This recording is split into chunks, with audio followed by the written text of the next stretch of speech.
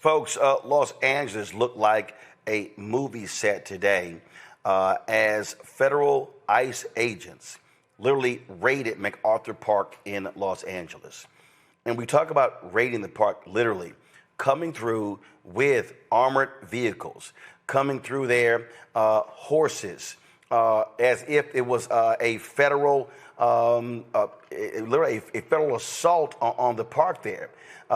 Folks were shocked and stunned. Individuals literally enjoying the park. You've got vendors and things along those lines, and they come in and just sweeping people, just sweeping them through, and it caused massive amounts of chaos today. Los Angeles Mayor Karen Bass demanded that these agents stop doing this in L.A. I want to bring in my panel and talk about this because this is one of the issues that, again, here's what we have to understand. I need everybody watching to really pay attention to what I'm talking about here. What they are doing, they want this to be a television show. This show of force. Numbers don't lie. More people were deported under Presidents Barack Obama and Joe Biden than Donald Trump, if you compare the data of the first 6 months. But what Trump is doing is, let's show this show of force. Let's attack these folks. And then let's have these high-profile arrests at immigration courts and things along those lines. Because then it's telling the people in the country, see, look at what Trump is doing. He's being effective. That's right. He's shutting these people down. He's getting rid of these lawless people. Yet when you look at the data, we're talking about folks, most of them who are not lawbreakers. But the whole design is to play on the hearts and minds of the public to get them to believe that's what's going on. Dr. Omekongo Dibinga, Senior Professor of Lecture, School of International Service, American University, author of Lies About Black People, How to Combat Racism out of D.C. Andrew Clark, Managing Partner, District Legal Group, also out of D.C. Morgan Harper, Director, Policy and Advocacy for the American Economic Liberties Project out of Columbus, Ohio. Glad to have all three of you here. Let me first start with you, Andrew. What people have to understand, most of the people who they are snatching and arresting, they're not violent criminals. Over the weekend, they went to one car wash, and the owner stopped them from coming onto his property. At another car wash, they waited until the owner went to the restroom, and then they went in and snatched the guy, and then the owner came out, and it was already too late. And that's what they're doing. And we don't know who these people are. We don't know if they are legitimate individuals. They're not showing any warrants. They're not showing any ID. Their faces are covering. We don't know if these are bounty hunters, if these are vigilantes. We literally have no idea what's going on here. And the mayor of Los Angeles is making it clear, stop. But what Trump and Ice Barbie Christie Nome, what they want to say is, oh, Los Angeles is being besieged. It's being invaded. So therefore, we must take it over. Yeah, and Roland, thank you for having me on the show. And this is not the first time that we've seen an action like this from Trump. If you recall, June 1st, 2020, in Lafayette Square, right here in Washington, D.C., Donald Trump wanted to do a photo op. So what did he do? He had the U.S. Secret Service and Metropolitan Police Department tear gas protesters that were lawfully protesting in Lafayette Square to clear the way so that he can go and take a photo op in front of a church. And we're seeing the same type of law action here in Los Angeles. And you're right, Roland, you're right. This is exactly what they want. They want chaos. They want eyes. And what do they want to distract us from? That's a question that we need to know. They want to distract us from the bill that's going to destroy the American economy. They want to distract us from everything that's happening overseas that's going to have a direct impact on the United States. And they want all eyes to be on Los Angeles and the travesty that's happening, the lawlessness that's happening on a court of what the United States government is doing at the direction of its commander-in-chief.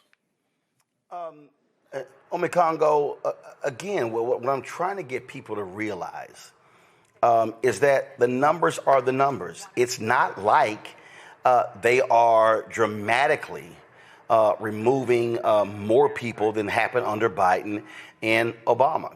The difference between Obama and Biden didn't turn it into a daily TV show.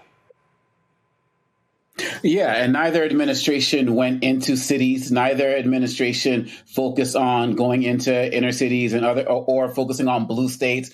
And the people who they arrested actually had due process, which is why people like us who spoke up and said there's so many deportations happening, and some people called him the deporter in chief. People didn't dispute the process because it was done legally, though it was excessive.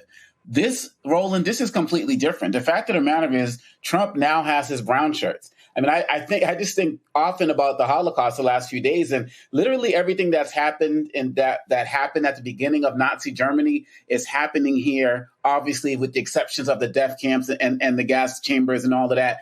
Those are everything else, singling out people, targeting them, kidnappings off the street, snatching people up, the intimidation tactics. This is all a playbook out of Nazi Germany, which we know that Trump is fascinated with.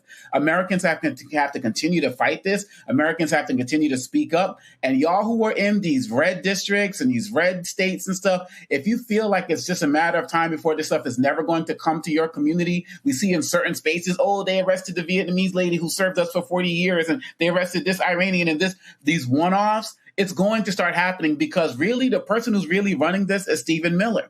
And Miller is obsessed with numbers. And he said, go to Home Depot, go to 7-Eleven. I can get folks.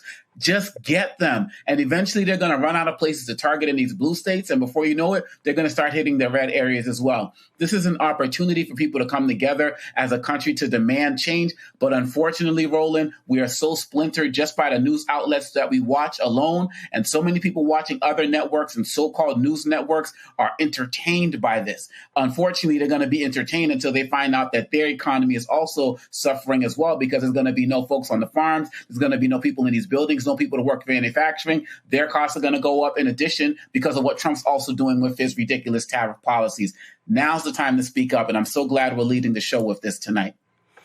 Here's the thing, to that point right there, Morgan, that Omekongo just made. And too many people don't understand any of this. The reality is, and this is for all of these ADOS, FBA people who hate immigrants. The reality is, if it wasn't for immigration, our economy would not have recovered as fast as it did after COVID.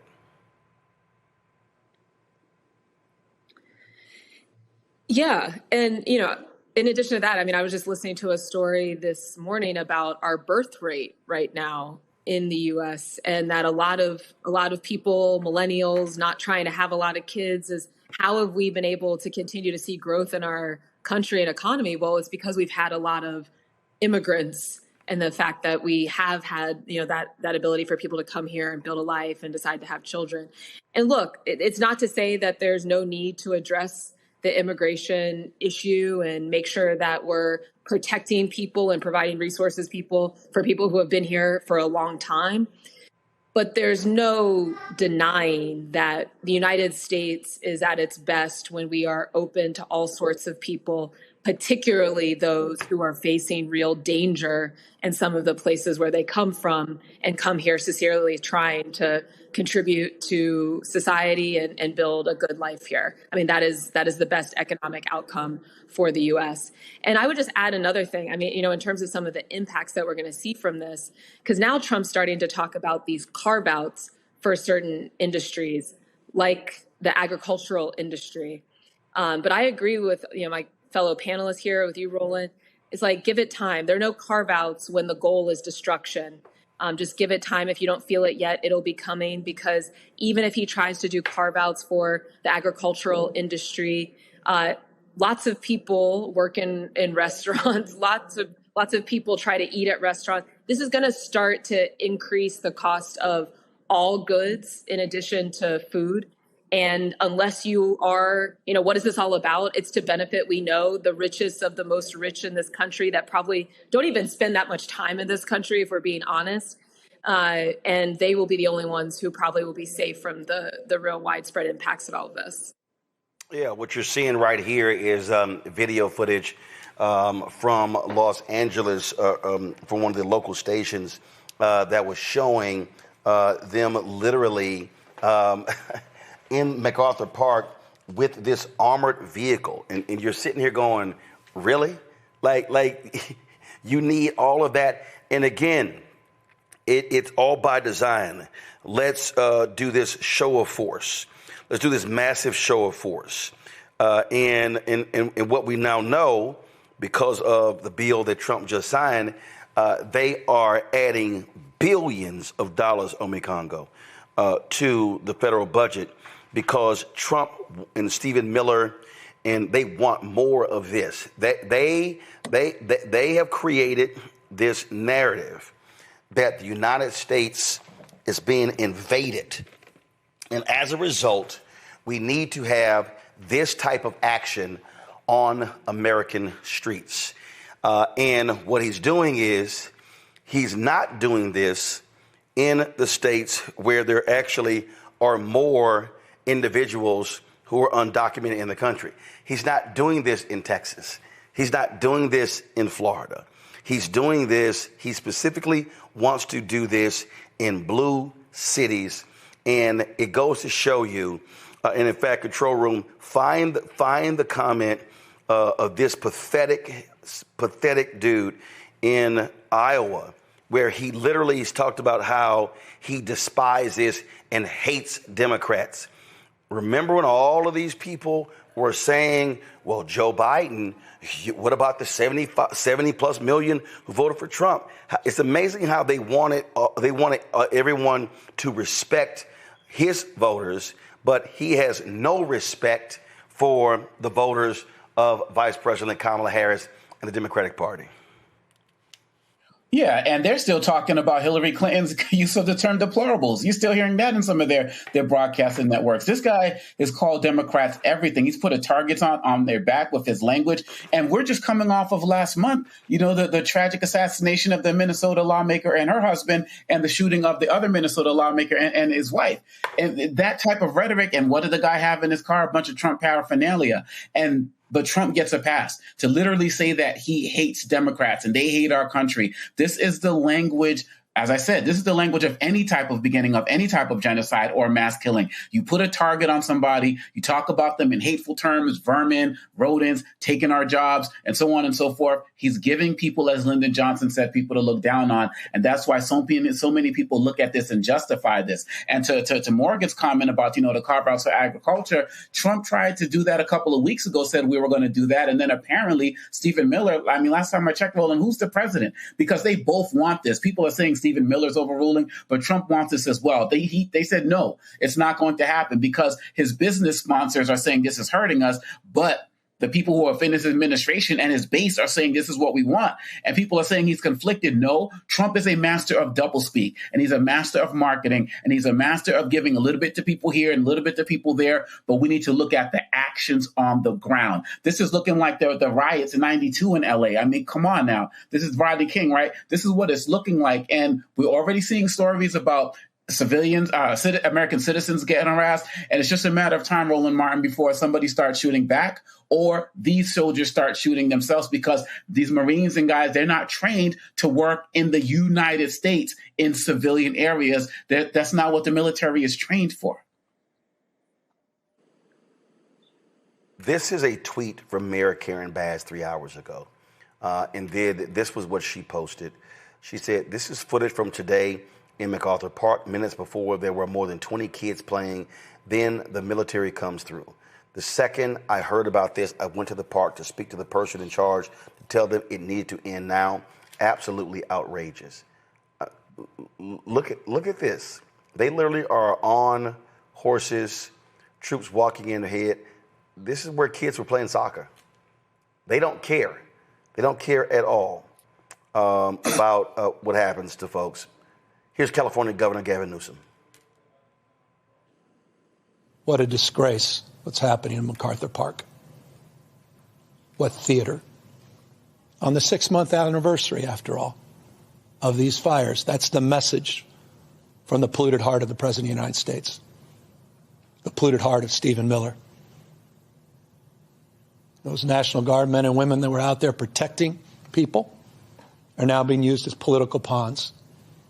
Out there on horsebacks running through soccer fields in the middle of the day, timed around announcements and events like this. It says everything you and I need to know about the state of mind of the President of the United States in this administration.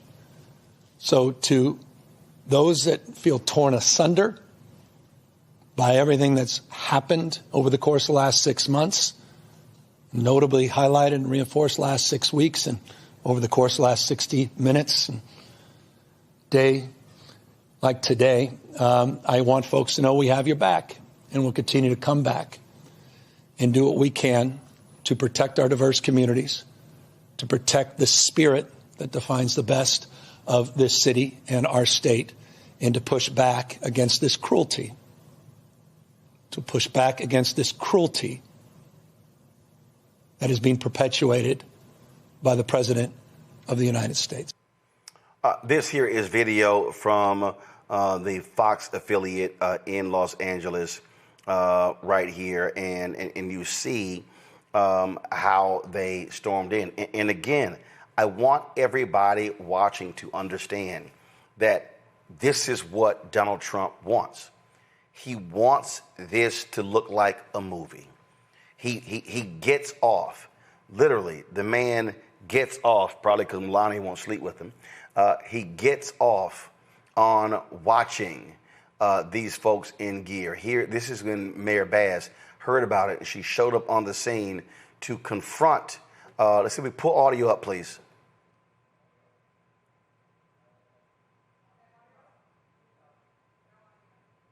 Okay. All right. So, she came there to confront the leader right there, and let him know exactly how she felt about this action that was being taken in her city.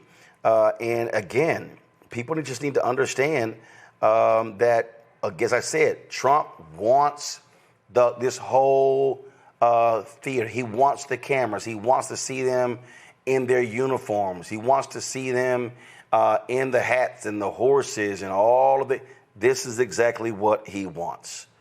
Andrew. You know, it's just so sad to see this. And, you know, those are federal agents. You know, that this guy looks like he's of Asian or Hispanic descent. And a lot of it is, you know, Trump to blame. But at some point, when do you just stop doing your job? When do you say, look, the $50,000 that they're paying me a year is just not enough to sacrifice my dignity? When do you put down your weapon and march with people? Where's the Los Angeles Police Department? You hear the mayor saying that the governor saying that they're going to be standing with them. Where's his resources putting towards stopping this travesty? It's just a sad, sad day for America, a sad year for America.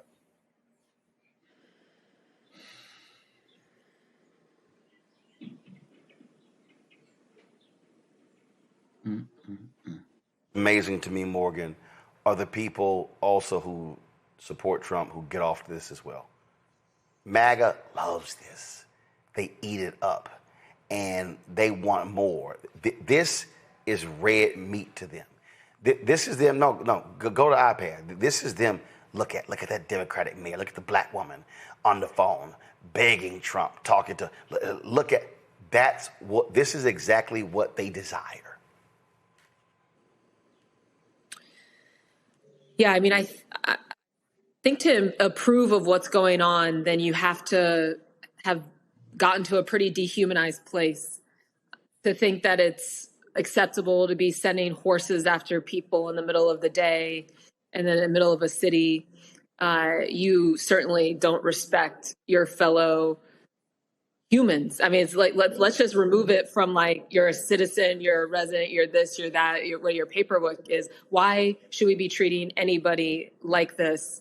And we know that there's a better way to do it, even if, which it hasn't been clear, there's some communal consent, or there's some consensus on who we do or do not want to be here. It never needs to look or be like this.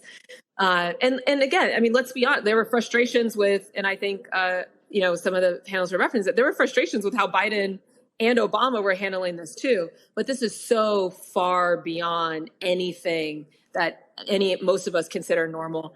And I do think that a lot of this is to score political points. And like, Governor Newsom was saying, to distract from the real problem that they're facing in California is the ongoing need for resources and support to rebuild from the fires. I guess if there's one positive thing I could point to, it is that, I'm politically, do I have a ton in common with Governor Newsom? Not necessarily. I mean, he hasn't been a great champion of taking on monopolists by any means, but the fact that he is on the same page that this isn't acceptable, that he does represent a type of leadership that is going to at least try to be honest about what's happening. I think that's our challenge right now, is finding as many of us as possible who fit in that category and continuing to speak out that this is not the United States of America that we want to be part of, and we can do better. We showed you the remarks of Governor Gavin Newsom. These are the remarks of Mayor Karen Bass.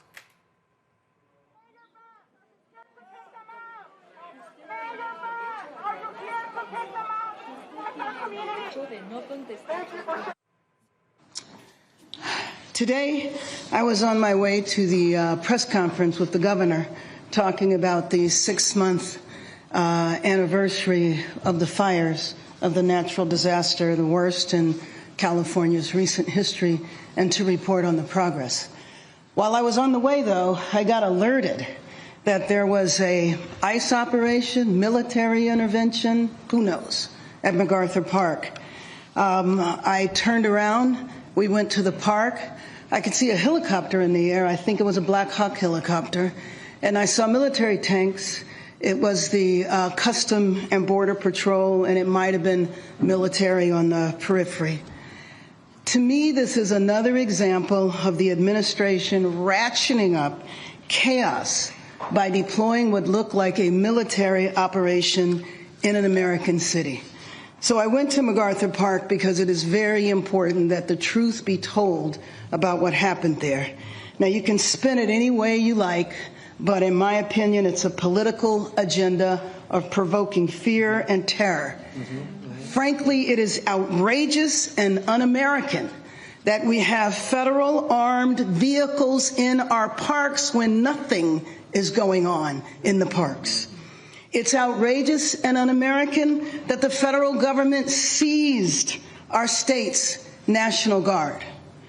It's outrageous and un-American that we have U.S. Marines who are trained to kill foreign soldiers overseas deployed in our American city. So here's the truth. There's no plan other than fear, chaos, and politics. Home Depot one day, a car wash the next, armed vehicles and what looked like mounted military units in a park the next day. This is, I mean, again, I need people to understand. We're only 6 months in. They've just handed them more than $100 billion. Y'all, this is going to continue. They don't care. Adam Serwer of the Atlantic coined the phrase, cruelty is the point. And that is the point. It is cruelty. That is their objective. That is what they want to do. Hello, I'm Isaac Hayes III, founder and CEO of Fanbase. Listen to what I'm about to tell you.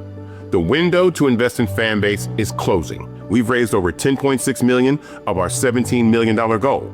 That means there's room for less than 6,370 people to invest in Fanbase for the average amount. The minimum to invest in Fanbase right now is $399. That makes you an owner in Fanbase today. Go to startengine.com/fanbase to invest. Why? Because current social apps have taken advantage of users for far too long, with content suppression, shadow banning, harmful racist content, and no real tools for monetization and equity. Fanbase has over 1.4 million users and counting, allowing anyone to reach all their following and monetize their content from day one. Social media is the new TV, and whoever owns the apps that distribute that content have the opportunity to own potential billion-dollar companies. While big platforms with uncertain futures are failing to serve their users, Fanbase is stepping up to fill the gap. Don't wait until it's too late. Invest now, invest for yourself and your future. Go to startengine.com/fanbase and own the next generation of social media.